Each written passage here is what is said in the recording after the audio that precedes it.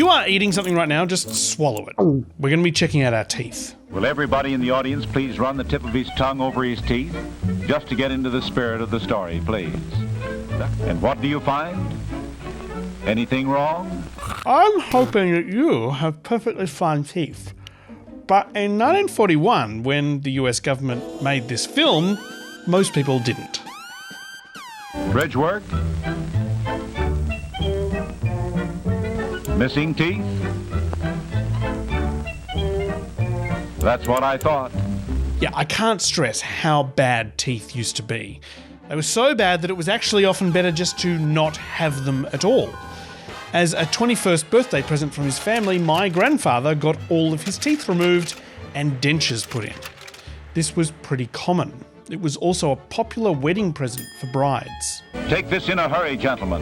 Like almost everybody else, he has decayed teeth. 4 years after this film was released, the city of Grand Rapids, Michigan started putting fluoride in its water. And since then, the rate of dental decay has plummeted, saving billions in dental costs.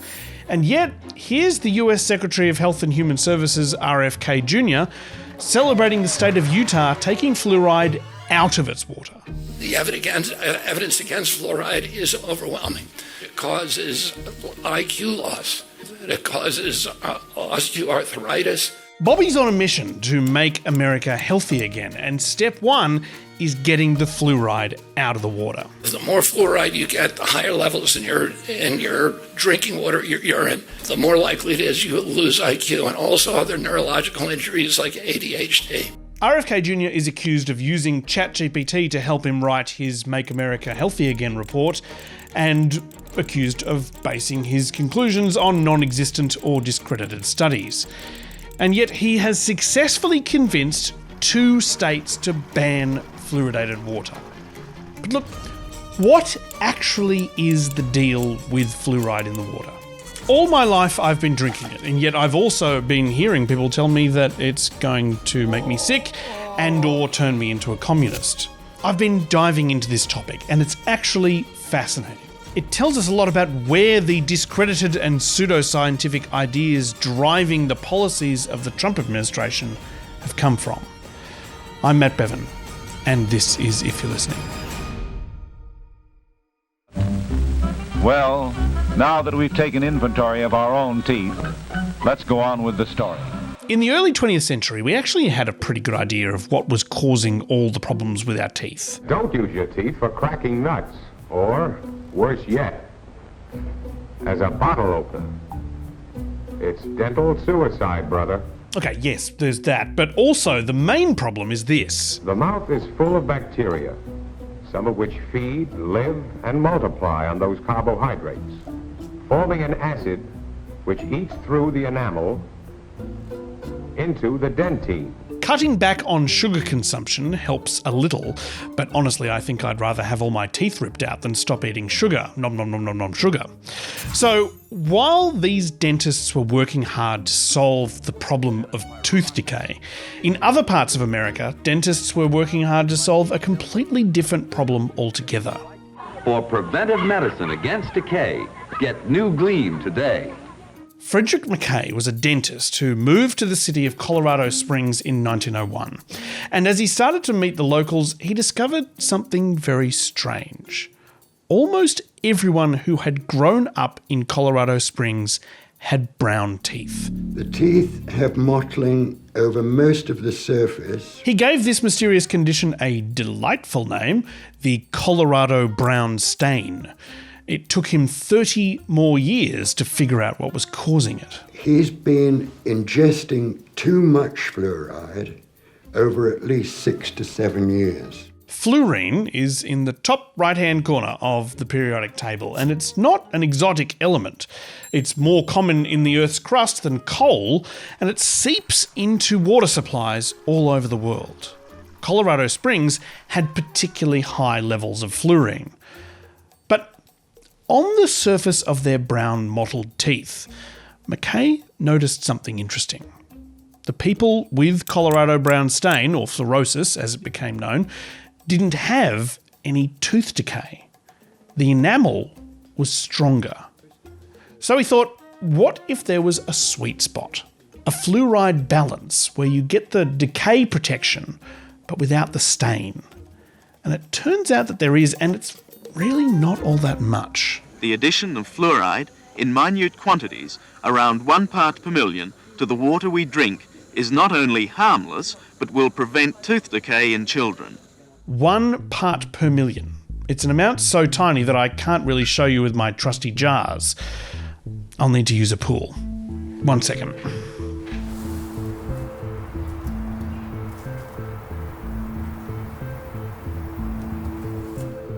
So one American city decided that they would engage in a bit of an experiment. Grand Rapids' fight against tooth decay started in January 1945 when fluoride was added to the water supply. After 6 years of fluoridation, the study shows that the 6-year-old children who drank the water from birth had 65% less tooth decay. It was an incredible result. Other studies show the benefits of fluoridation will last throughout life. In some places where there was already fluoride in the water, you just had to filter it out until there was only 1 shot glass per pool. In places with not enough fluoride, adding it was astonishingly cheap. In a town of 5,000 population, the daily amount of the fluoride compound used and its cost is $1.61. So you've got an effective medication that you can supply to everyone in a town for pocket change. So it's basically a win-win for public health. What could possibly go wrong? This, they claim, can cut tooth decay by as much as 50 to 60%. Yet the fluoridation of water supplies has become the most bitterly contested public health measure of our time. Fantastic. Oh my God, you guys, we're in Australia! The first large Australian town to introduce fluoride was Yass in New South Wales in 1956. The Yass fluoridation scheme was proposed by a doctor and a dentist who were both municipal councillors. By 1963, Yass had seen positive results similar to Grand Rapids, Michigan. I will say that my children's teeth are in very good condition. I think it's unquestionably the only thing to do. I only wish we'd had fluoridated water when I was small. But the dentist who proposed it, Sid Dobbin, got a lot more than he bargained for. We have letters from all over Australia telling us that we're spreading communism via the water tap. All this time we were worried about a red under the bed when really the threat was a pinko in the cinco. This comes from everywhere, all parts of Australia, and the other side of the world too, as a matter of fact. Accusing the dentists of Yass of spreading communism is a very odd accusation, so let's figure out what exactly was going on there. Throughout the 1950s, a large and diverse network of people had formed in the United States that you would think would have nothing in common. It included the ultra-right-wing John Birch Society, the Ku Klux Klan, and chiropractors. Alongside this ragtag team were people who were selling vitamin supplements and other natural health remedies, and of course, anti-vaxxers. The only things these incredibly different groups could agree on, basically, was that they were sceptical of the medical establishment. And they didn't like the idea of mandatory government healthcare. To most of them, it was a civil liberties issue, not a public health issue. And even in Yass, people did have sympathy for their argument. But I do think the people who complain about an infringement of their rights have a point. They have no say. There's no other water to drink here. But for most of them, the dental benefits outweigh the civil liberty costs. I'm prepared to go along with it because I feel the benefits are so outstanding for the children. But if it came to a question of adding something else to the water, I'd think very, very carefully about it. That's really the thing. If we let the government put fluoride in the water, what's next? But most people are like this lady in Yass. They care more about their teeth than they care about the phantom of creeping socialism. They're not going to go to the barricades over fluoride being the hammer and sickle in the trickle. So you've got to cook up better reasons for it. Why do the promoters of fluoridation want you to have fluorides? I want to spend a minute going through some of these reasons because the level of dishonesty is honestly kind of hilarious. Fluoridation is simply a scheme to promote the sale of a thoroughly worthless commodity. This is Kenneth S. Jaffrey, a Sydney-based naturopath who led an anti-fluoride group in the 1960s. And he's arguing that water boards are being scammed by some shadowy fluoride cabal into spending literally hundreds of dollars a year buying their product. He also argued that the statistics pointing to a 65% decrease in cavities in fluoridated towns were fake. We have here a tooth with 3 cavities in it. If after another 6 years of fluoridation we examine the same teeth, you find they have coalesced, the erosion has taken place and you have 1 cavity. Now you could say that tooth decay has been reduced by 65%, and you couldn't fault the figures. Ken has blown the whole scheme wide open. Great job, Ken. Despite Ken's very convincing drawings, by 1979, Australia was the world leader in fluoridation, with 2/3 of the population drinking it in their water supply. But there were lingering concerns about potential negative health effects. In the 1970s, there were lots of very recent examples of dangers being kept secret by elaborate cover-ups. The use of asbestos has now become so widespread that more than 3,000 everyday products are made from it. Has the British announcement that smoking is a cause of lung cancer had any effect on your sales of cigarettes? Like most thalidomide babies, Johnny Wooten is nearly 7. So, could fluoride be yet another example of this? The ABC's Four Corners program decided to investigate. The way those opposing fluoride see it, and there is literal truth in what they say, a highly toxic poison is being added to the water we drink. ABC reporter Charles Woolley went through every possible argument against putting fluoride in the water, no matter how easily debunked, talking to every crackpot he could find, including this biochemist who thinks that fertiliser and aluminium industries had tricked us into drinking their toxic byproducts. So they're being exported to places like Tasmania, where they get detoxicated through the citizens' kidneys. So in fact we're solving a waste disposal problem by using human receptacles, is that? That's right. This was not true at all. Neither was this. Dr. Burke appeared on television in Holland and told an audience of millions that compulsory fluoridation was a form of mass murder. And now he was going to make the same argument to millions of Australians. According to Dr. Burke, the figures show that 40,000 Americans die of cancer every year as a result of drinking fluoridated water. Dr. Burke's figures were based on an increase in cancer rates in American cities with fluoride versus American cities without fluoride between 1950 and 1970. But the figures didn't account for any other possible cause of cancer rates increasing, like the population getting older or the rate of smoking. By the time Four Corners ran this story, Dr. Burke's research had been widely debunked and discredited. Dr. Burke is not a statistician. In fact, anybody with any statistical training would laugh at the crudeness of their analysis. Would I be wrong in suggesting that I would come to someone like yourself for an opinion on dentistry, but for an opinion on cancer, perhaps I should go to a cancer specialist like Dr. Burke? But the ABC didn't interview any other cancer experts, including the Australian Cancer Council, which had thoroughly rejected Burke's report. The ABC didn't mention this though, instead saying, "When experts disagree, the public are left to form their own conclusions. In the process, people might simply believe the worst." They might. After all, that is generally how the news works. Just tell people every possible scenario and let them figure it out for themselves. What could go wrong? Particularly if you offer them a case study of a woman being poisoned by fluoride. Mouth had ulcers that turned a greeny grey, ulcers all around my tongue, and then we moved down a bit lower. I had respiratory trouble, and I was feeding my baby, had a lot of sores and lumps in my breasts. She was diagnosed with fluoride poisoning, and the symptoms went away when she moved out of Melbourne and started drinking tank water. There is a likelihood that she's much more sensitive to fluoride than most of the population. The other unusual thing is that she drinks a lot of water, in excess of 10 litres a day. I mean, that's just too much water. That's this jar full of water plus this jar every day. The one shot glass per pool dosage isn't designed for people who are drinking water by the bucketful. Does fluoride offer us a choice between a good set of teeth or dental decay?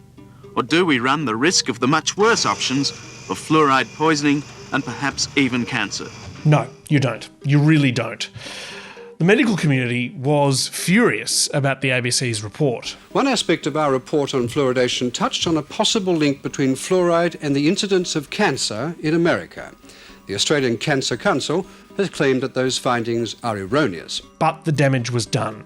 Several local councils, including in the New South Wales town of Nowra, switched off the fluoride. The councillor's decision followed very closely on the screening of an ABC Four Corners program which dealt with an alleged link between cancer and fluoride. The council put the question of fluoride to a referendum. It became a bitter battle. The New South Wales Health Commission has strongly backed the pro-fluoride camp, as has every major health institution in Australia. Dr. Burke, the fluoride cancer guy, sent his partner to help out the anti-fluoride group. I have read the garbage put out by the pro-fluoridationists in the media here in Australia. And quite frankly, I don't know whether the laws exist here in Australia, but these people should be put away and put away for a long time. The pro-fluoride people weren't locked up, and they won the referendum with 57% of the vote. Now, a win is a win, sure, but 57% isn't a blowout. In fact, in similar referendums held across Australia and the United States, all of the votes ended up being really close. And winning by a narrow margin on a subject like this still leaves you with a sizable proportion of your population fearing their next cup of tea. And fear like that, fear of the government doing things that harm you, either through malevolence or incompetence, well, that's exactly what leads to the rise of people like this guy. I think fluoride is a poison. Okay, here we go. This is RFK Jr. speaking last year, just before being named as Donald Trump's pick for US Health Secretary. Let's see what he has to say about this. It's a toxic byproduct of certain chemical process and oil industry process. I mean, yes, that part is true. And for many years, those industries, it was costing them thousands of dollars per drum to get rid of them. Nope, that is entirely made up. And then they came up with the idea, why don't we put it in the water supply? That is a lie. And they did that, and it causes cancers. Of course, it causes your bones to deteriorate, and it causes severe IQ loss. There's still no evidence it causes cancer, but it does cause your bones to deteriorate and it causes IQ loss when consumed in massive doses. But all medications will cause problems if you take too much. Eating too many cruciferous vegetables can cause thyroid cancer. Yes, you can OD on broccoli. I should say, RFK Jr. isn't arguing that fluoride doesn't help your teeth. He's arguing that we should rub it on our teeth, not drink it. We now know that virtually all the benefit is from topical, and we can get that through mouthwashes, we can get through fluoridated toothpastes. For a lot of people, this argument will satisfy them. After all, most people these days are running their tongue over a full set of healthy teeth. Why risk cancer and IQ loss when my teeth are fine? Republican Congressman Mike Simpson, a former practicing dentist, is skeptical. If you are successful in banning fluoride, I noticed you congratulated Utah and Florida, I think, for banning it. That's up to them. They can do what they want. But we better put a lot more money into dental education because we're going to need a whole lot more dentists. And they better start training them now. It'll only take a few years before the rates of cavities start to increase. That won't be Bobby Kennedy's problem, of course. He'll be gone by then. But look, fluoride in the water isn't worth going to the barricades over. There are guidelines for what people can do to get enough fluoride in areas without fluoridated water. But the fight over fluoridation is really indicative of a broader issue. This is essentially a culture war that has morphed into a scientific debate. Some folks didn't like the idea of governments supplying medication, and so they came up with a bunch of scientific-sounding scare campaigns. In this case, it seems like the US Department of Health and Human Services has been using AI to cook some of those up out of thin air. It's the same thing that holds back renewable energy, drives down vaccination rates, and promotes nonsensical economic policies. Liberation Day. But why let facts get in the way of a crusade? That could be the tagline for 2025.